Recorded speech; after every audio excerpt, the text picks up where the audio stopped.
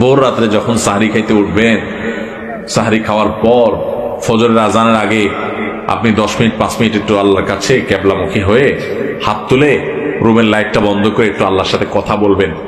মানুষের সাথে বহুত কথা বলছেন, আল্লাহর সাথে একটু কথা বলে দেখেন। আল্লাহর সাথে কথা বলার স্বাদ আছে ভাই, অনেকে জীবনে একবারও এই স্বাদ পান নাই। একটু কথা বলে দেখেন। ভোর রাতে সাহরি খেতে উঠলে 10টা মিনিট একটু হাত তুলে কথা বলেন। কিভাবে কথা বলবেন?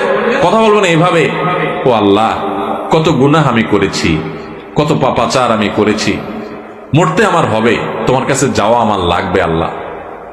শয়তানের প্ররোচনা করেছি, এই রমজান মাস তুমি কত মানুষকে মাফ করে দাও। নবী করিম সাল্লাল্লাহু আলাইহি ওয়াসাল্লাম বলেছেন, ওয়ালিল্লাহি উতাকাউ মিনান নার ওয়া যালিকা ফি কুল্লি লাইলা।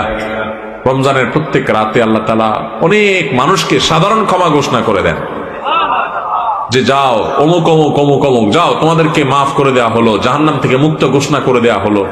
আল্লাহ কত মানুষকে আপনি সাধারণ ক্ষমা করে দিবেন। আল্লাহ আপনার সাধারণ ক্ষমা পাওয়ার জন্য কোনো যোগ্যতার দরকার হয় না, আপনি চাইলে যাকে তাকে মাফ করে দিতে পারেন।